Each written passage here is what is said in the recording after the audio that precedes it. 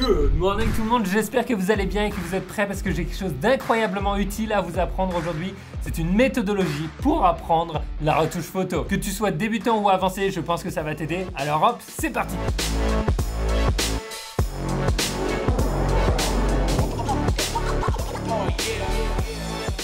Bienvenue à tous dans un nouvel épisode, j'espère que vous allez bien. Je ressors tout juste d'une forêt primaire et je vais partager avec vous quelque chose d'hyper important. C'est finalement une méthodologie pour apprendre la retouche. C'est comme ça que j'ai appris à retoucher mes photos. C'est comme ça que j'ai appris à utiliser n'importe quel logiciel et c'est hyper efficace. On va faire des choses qui sont un petit peu contre-intuitives mais qui marchent de manière incroyable. Alors, le plus important quand on retouche les photos, finalement, c'est de comprendre quels éléments vont avoir un impact sur nos photos. Comme tu peux le voir sur les avant-après, c'est un petit peu dur quand on regarde juste ça de savoir qu'est-ce qui s'est passé. Donc aujourd'hui, prépare-toi, je vais partager avec toi ma méthodologie en 3 étapes pour apprendre à retoucher ses photos, quel que soit son logiciel. Alors pour aujourd'hui, par contre, moi je vais utiliser Luminary AI parce que c'est hyper ludique. J'aime beaucoup la mise à jour qu'ils ont fait, ils ont changé plein de choses, ils ont écouté les conseils de tout le monde. On va l'ouvrir ensemble. Si tu n'as pas Luminary AI, sache que Skylum est un sponsor de cette vidéo et de plusieurs vidéos dans le passé. Tu peux récupérer le logiciel avec le lien dans la description avec une offre spéciale. Je te le conseille, franchement, surtout si tu débutes en photo, c'est tellement facile à utiliser, c'est pas de prise de tête. Alors, dans cette vidéo, on va voir pas mal de choses se passer sur nos photos et je pense que ça va être hyper intéressant. La première avec laquelle on va travailler, la première photo, ça va être celle-là, prise au Japon, que j'aime beaucoup. Je reviens souvent sur cette image parce que il se passe pas mal de choses dans la partie edit qu'on peut déconstruire ensemble. Alors, premier conseil avant qu'on se lance dans le logiciel, ça va être pour toi de trouver un projet personnel sur lequel tu veux travailler. Une photo spécifique ou plutôt un style que tu veux émuler. C'est comme quand tu apprends un nouveau langage, il vaut mieux l'apprendre à travers des conversations avec des gens que de faire de la théorie. La théorie va t'aider en support, mais vraiment pour ne pas se décourager et pour avoir un cercle vertueux finalement dans notre progrès, ça va être de travailler sur quelque chose de personnel qui nous tient à cœur. Donc, choisis un projet. Et pour moi, aujourd'hui, ça va être cette photo pour commencer. La manière dont j'ai appris la retouche photo, l'étape essentielle, c'est la déconstruction de l'édition. On va essayer de déconstruire les choses de manière simple et efficace. Et pour les déconstruire, il faut commencer par la fin et revenir au début. Et oui, c'est un petit peu contre-intuitif, mais c'est comme ça que ça marche. Alors, comment faire pour démarrer avec la fin si on a une photo finalement qui est non éditée? Donc, on va rétablir tous les ajustements. On est à notre version originale maintenant. Comment faire pour arriver directement à la fin? Eh bien, on va utiliser ce qui s'appelle des modèles ou des templates, des presets qui sont des pré-réglages que tu peux appliquer à des photos. Il y en a des gratuits dans Luminary AI et c'est pareil sur Lightroom, tu en as aussi plein. Moi, j'ai un pack de presets que j'ai créé, que j'utilise tous les jours pour Lightroom et à la grande demande, je viens juste de les mettre disponibles pour Luminary AI. Le lien est aussi dans la description. Tu as un pack spécial avec Luminary AI plus mes templates. Donc, je te laisse regarder ça plus tard. Mais pour l'instant, voici comment ça marche. On utilise n'importe quel modèle, on va l'appliquer, on va en trouver un qui nous plaît. Et dans ce cas-là, moi, ça va être un des modèles que j'ai créé. Donc, je vais aller dans ceux qui sont achetés et je vais aller pour Osaka. C'est un modèle que j'aime beaucoup. Et voilà, c'est celui que j'utilise en permanence pour ce type d'image, surtout au Japon, les photos de rue. Enfin bref, ça marche du tonnerre. Mais maintenant qu'on a une version finie qu'on aime bien, en un seul clic, qui est juste incroyable, on se dit mais comment est-ce qu'on peut faire ça soi-même? Et c'est là que ça va devenir hyper intéressant. On va venir analyser en fait qu'est-ce qui s'est passé avec l'image, qu'est-ce que les pré-réglages ont changé. Et c'est ça qui est hyper important. Que tu sois débutant ou avancé, il faut absolument que tu ailles déconstruire et que tu décortiques ce qu'il se passe dans une image. On va commencer par la partie couleur, parce que j'ai l'impression qu'il y a eu pas mal de travail qui a été fait au niveau de la couleur, quand on regarde le avant-après. Et on va venir désactiver ce petit module. Et là, on voit que effectivement, entre le avant et après, il y a une très grosse différence. Nos rouges sont beaucoup plus sombres. La saturation a été baissée, on peut clairement le voir. La vibrance a été augmentée un petit peu. Et là, dans les tonalités, en fait, on va voir que il y a pas mal de choses qui sont changées sur les différentes couleurs.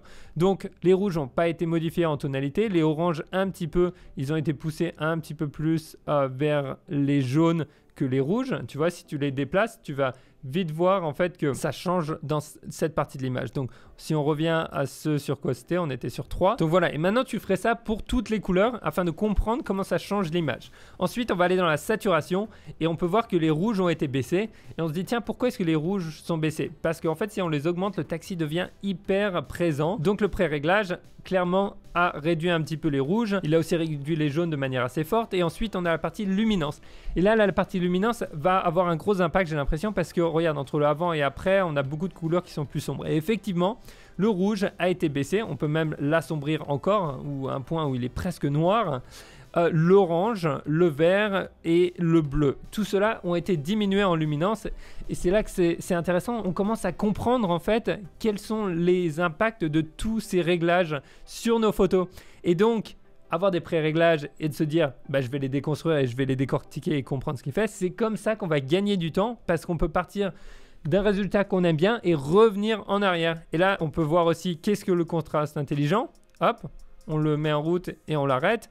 Comme on peut le voir, ça rajoute du contraste, mais pas partout. Ce qui est assez cool, c'est un contraste finalement qui fait attention au contenu de l'image et on voit qu'on a aussi des courbes. Et pour les courbes, le plus simple, encore une fois, ça va être pour toi de venir jouer avec chaque point de la courbe pour voir pourquoi est-ce que ce point-là en particulier a été diminué et quel est son impact, ok?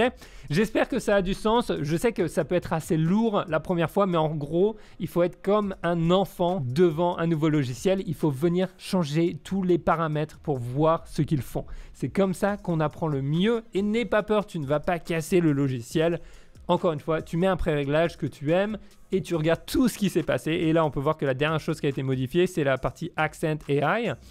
Enhance et en fait qui est finalement amélioration de l'image générale et comme on peut le voir quand on l'augmente ça va rajouter un aspect un petit peu plus clair dans l'image, un peu plus crisp, un peu plus net et un petit peu plus lumineux. Donc en fait ça a fait un petit équilibre pour que l'image ressorte plus comme tu peux le voir. Même notre passager à l'arrière ressort plus quand on le met. Donc je vais le relaisser comme il était pendant le pré-réglage. Donc voici pour cette image. Maintenant l'image suivante prise en Polynésie, et ben tu peux voir tout de suite que si on utilise le pré-réglage Polynesian Sunset, eh ben on va pouvoir faire la même chose. On voit qu'il y a un avant-après qui est vraiment drastique. J'aime beaucoup le résultat. Qu'est-ce qu'on va faire? On va venir analyser un petit peu tout ce qui s'est passé, les couleurs, la luminance, la lumière, etc. Et c'est comme ça qu'on va pouvoir se dire « Ah, ben voilà, c'est comme ça que Pierre il édite ». Voilà, tu as les pré-réglages, tu peux les utiliser, tu gagnes du temps, c'est ce que je fais tous les jours, j'utilise des pré-réglages, mais dès que je cherche à comprendre quelque chose de différent, c'est comme ça que je fais. Maintenant, dernière chose, comment apprendre les outils un petit peu plus poussés et comprendre ce qui est possible dans une image? Et bien pour ça, en fait, je m'amuse toujours avec les outils créatifs qui sont là. On a ciel augmenté, atmosphère AI, rayon de soleil, visage, peau, corps. En fait, tous ces outils dans Luminar AI, ils sont hyper simples et en fait, ils te permettent de comprendre tout ce que tu pourrais faire aussi à travers d'autres logiciels qui sont beaucoup plus manuels. Là, ça le fait de manière automatique et tu vas voir que ça fait une grosse différence. Par exemple, si tu aimes retoucher les portraits et que tu ne sais pas comment on fait, par exemple, les autres logiciels sont trop compliqués, tu peux venir dans Luminar AI et tu vas venir activer et changer les choses, par exemple, sur la peau ou sur le visage et tu vas te dire ah tiens en fait ce qui rend bien pour les portraits ça va être d'augmenter la lumière sur le visage des gens uniquement, d'accord, et ensuite ça va être aussi de jouer avec les yeux, c'est-à-dire de les rendre un petit peu plus brillants ou visibles, tu vois. Quand on modifie les choses, on les voit plus ou moins. Et juste ça fait une grosse différence. Donc tu peux appliquer ça dans Luminar AI, mais tu peux l'appliquer aussi à n'importe quel autre logiciel que tu utilises. Ok, j'espère que tu suis. Maintenant, on va passer à la dernière étape pour les photos que tu vois passer sur Instagram qui sont hyper épiques. Comment est-ce que les gens y font? Et ben par exemple, on va regarder un petit peu. Je vais aller dans les couchers de soleil gratuits là et on va utiliser le preset qui s'appelle Toscane, le modèle.